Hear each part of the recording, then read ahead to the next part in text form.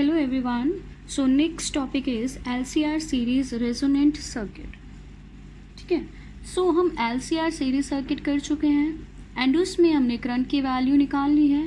It is I naught is equal to E naught by Z, where Z is opposition offered by inductor, capacitor and resistor to the flow of current. अब देखो LCR series circuit में जो opposition है वो तीनों elements they रहे थे. तो ऐसे केस में हम करंट की वैल्यू कैसे मैक्सिमम ला सकते हैं. तो LCR सीरीज सर्किट का ही नेक्स्ट पार्ट है रेजोनेंट सर्किट. इस सर्किट में हम कंडीशन लगा देते हैं कि अगर हमें करंट मैक्सिमम चाहिए तो इम्पीडेंस मींस ऑपोजिशन मिनिमम होगी. LCR सीरीज रेजोनेंट सर्किट का बेस क्या है कि हमें हमारी आउटपुट मैक्सिमम चाहिए. आउटपुट क्या है? करंट मैक्सिमम चाहिए. तो करंट किसी भी सर्किट में तभी मैक्सिमम होगा जब ऑपोजिशन मिनिमम होगी. LCR सर्किट में ऑपोजिशन क्या है? इम्पीडेंस. तो वो क्या होनी चाहिए? मिनिमम. तो वो कब होगी? तो करंट एंड फ्रीक्वेंसी का रिलेशन निकाला गया तो हमें पता चला कि एक पर्टिकुलर फ्रीक्वेंसी पे करंट मैक्सिमम हो सकता है LCR सीरीज सर्किट में.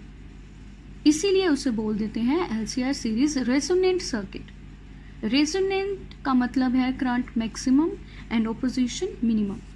सी a series LCR circuit which admits maximum current corresponding to a particular frequency nu r, where nu is frequency and r here represents resonant, so it is called resonant frequency of an AC source is called series resonant circuit.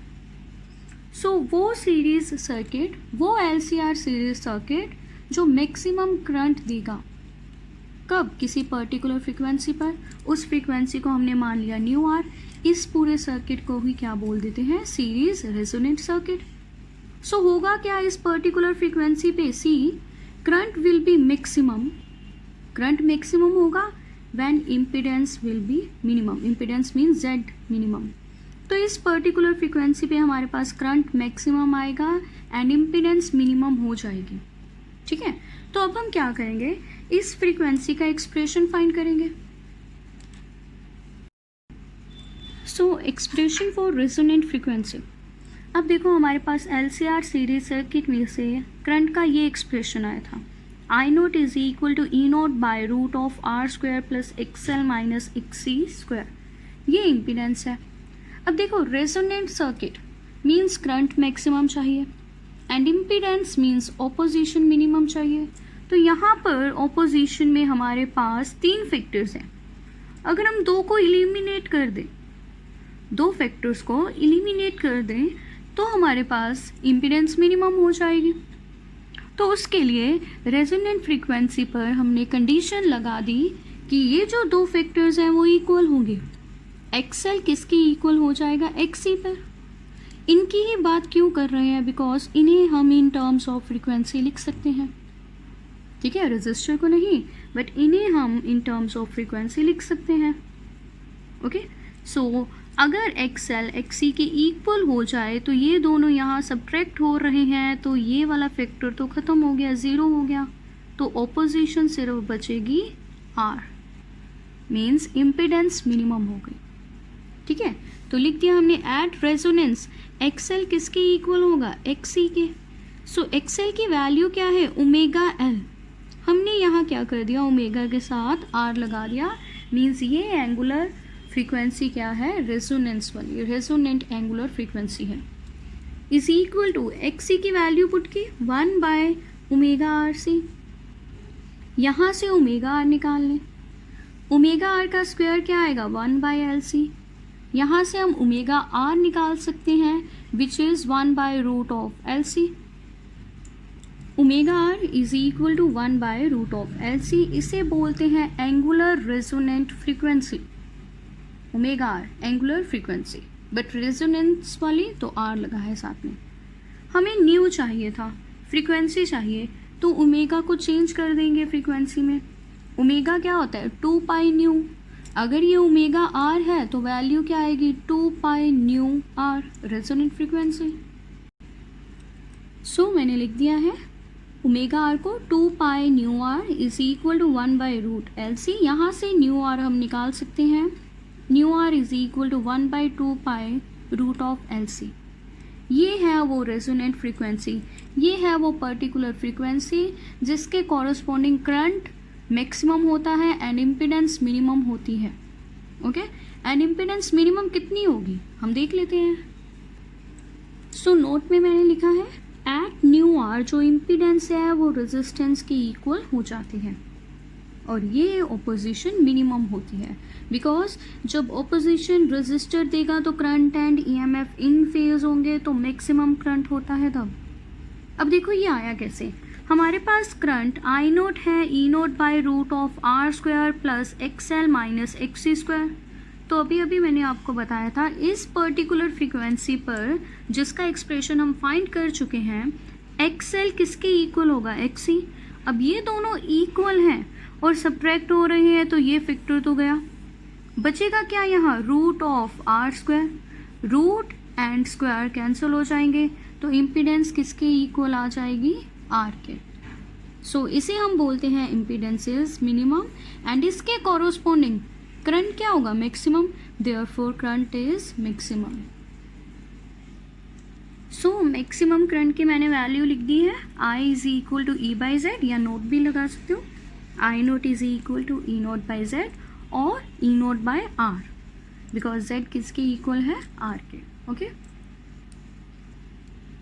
So next is variation of current with frequency. हम बोल रहे हैं कि resonant frequency पर current maximum होगा, तो हम ये ग्राफिकल वेरिएशन में भी देखेंगे। करंट वर्सेस फ्रीक्वेंसी का ग्राफ प्लॉट करेंगे और ये हमारे पास ग्राफ आया। सी अलोंग एक्स एक्सिस हम फ्रीक्वेंसी ले रहे हैं, अलोंग वाई एक्सिस हम करंट ले रहे हैं एंड मैक्सिमम करंट कितना है, आई नोट या आई कुछ भी ले लो, is equal to E naught by impedance क्या है, आर। तो हमने आर रेजिस्टेंस की डिफरेंट वैल्यूज़ के लिए यहाँ दो कर्व्स प्लॉट की हैं, एक लेस रेजिस्टेंस के लिए, एक लार्ज रेजिस्टेंस के लिए। तो ये हमारी current and frequency versus graph आया, ये कर्व आई। ओके, अब देखो यहाँ पर इस कर्व में हमें पीक्स दिखाई दे रही हैं दोनों रेजिस्टेंस की वैल्यूज़ के कॉरस्पॉन्डिंग। ये पीक रिप्रेजेंट करती है कि करंट यहाँ मैक्सिमम है। तो ये ऑब्जर्व किया गया कि frequency nu R means resonant frequency पर ही हमें ये पीक मिलती है। जब फ्रीक्वेंसी हमारी रेजोनेंट फ्रीक्वेंसी की इक्वल हो जाएगी तभी ये पीक ऑब्जर्व होगी करंट में, अदरवाइज नहीं।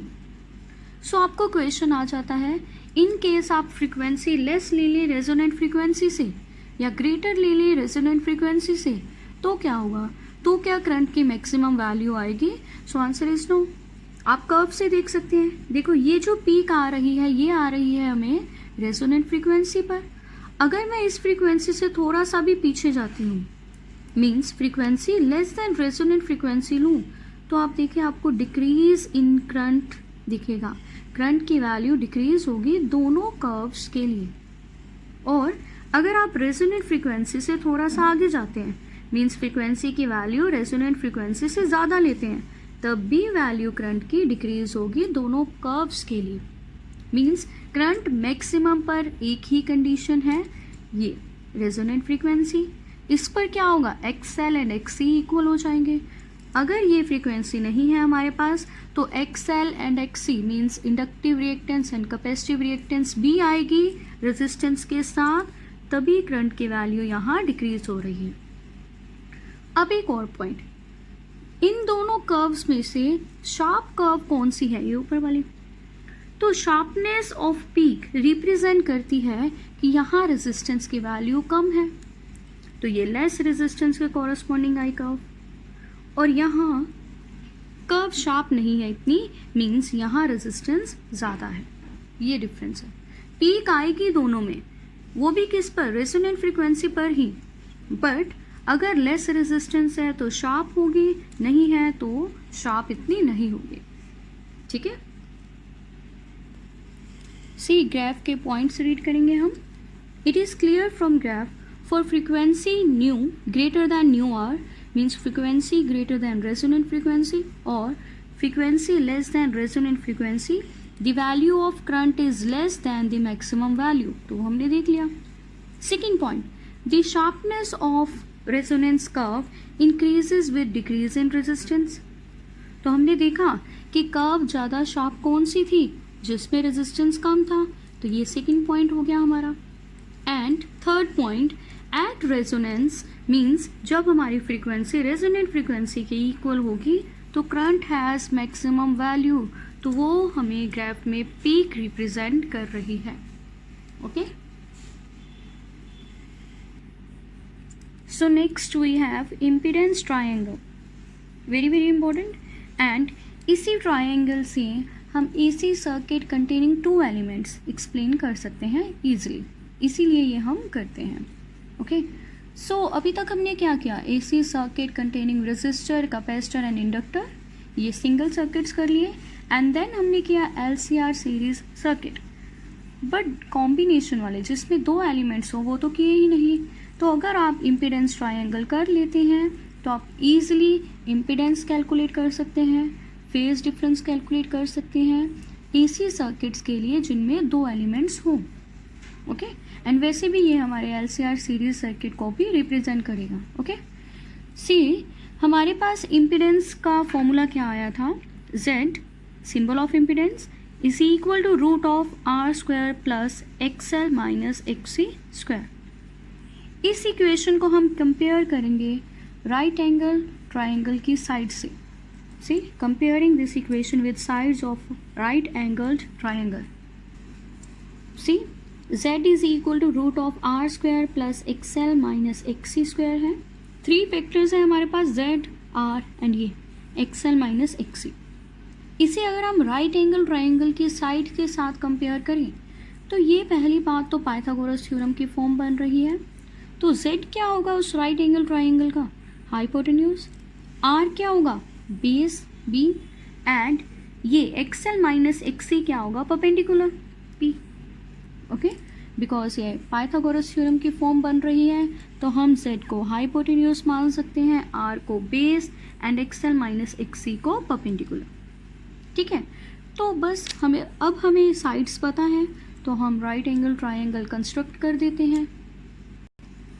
सी, right angle triangle, Z hypotenuse था तो मैंने Z लिख दिया, बेस R था तो R लिख दिया, एंड परपेंडिकुलर क्या था, एक्सएल माइनस एक्सी. सो बन गया हमारा इम्पीडेंस ट्राइंगल. बेसिकली ये आया कहाँ से, एलसीआर सीरीज सर्किट की फेजर डायग्राम से. वहाँ पर भी हम ट्राइंगल ही ले रहे थे, बस फ़र्क क्या है, वहाँ पर हाइपोटेन्यूज ई नोट थी, यहाँ वी आर था, यहाँ वी एल माइनस वी सी था. वहाँ वोल्टेज के केस में हमने ये फेजर डायग्राम ड्रॉ करी थी और यहाँ हम इम्पीडेंस के विद रिस्पेक्ट टू ड्रॉ कर रहे हैं. ये ट्राइंगल बना दिया. किसका ट्राइंगल है, ये इम्पीडेंस का, बिकॉज हाइपोटेन्यूज कैलकुलेट कर सकते हैं हम. इसी ट्राइंगल को इम्पीडेंस ट्राइंगल बोलते हैं. ओके, अब ये एंगल तो फाई ही रहेगा. एलसीआर सीरीज सर्किट में फाई था तो यहाँ भी फाई लिखेंगे.